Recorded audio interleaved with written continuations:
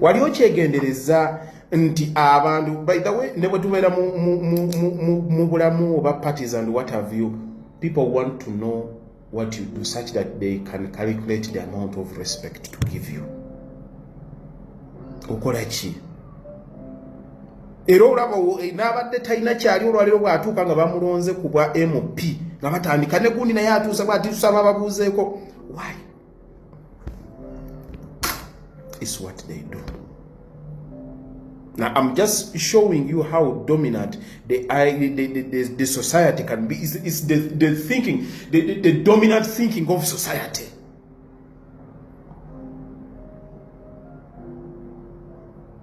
N'abadde talina kyali kasita bamulonda awo kansala LC2 otuuka ne ku mukolo n'ojja ng'oli ab'ekika ne bagaana okubanjula ne bamwanjula oyo kansala oyo gundi and what have you. Are they introducing that somebody? No.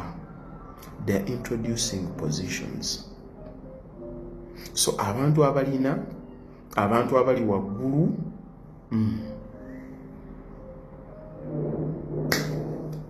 nga babasitula.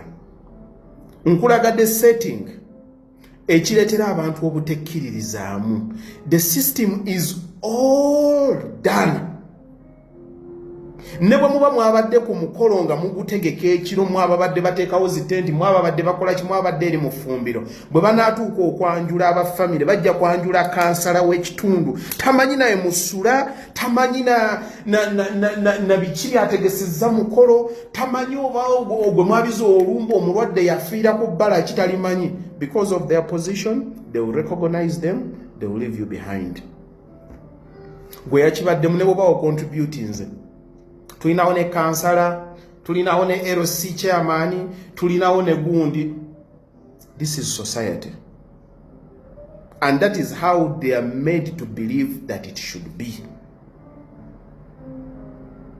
Kati omuntu n'otandika okumanya nti n'omuntu okuba n'ekitiibwa alina kubeera MP by'olaba ebibassa wano buli muntu byayagala okubeera naye such that they can be recognized.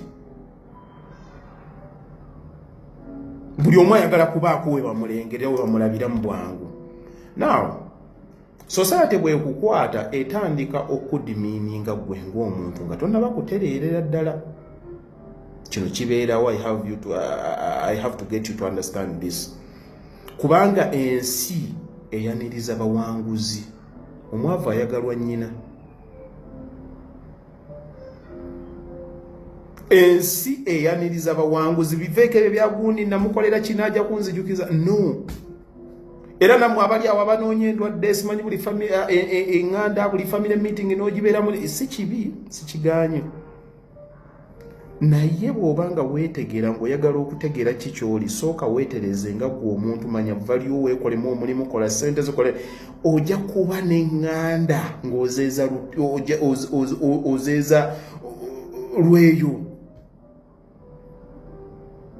You know, poverty is an orphan. Success has got many parents. Oja kutuuka ne mbote bwatomanyi gage bannange mwana gwe naasuuka nga tukyalabika. Mwana gwe wali onjagala ne kitaawe yali anjagala bannange. Naye n'ogirya ddala mwana gwe n'ogenda n'obulya ddala mulimba nnyo nammwe. Mujjanga ne mutulabako. Ewange wano tomanyiiwe ejjuuzi wane enaakani wane egone. Kati bwe mbanga nali nkumanyi lwaki nali ewo simanyiiwe? Why are they saying all of that? It's because of your success.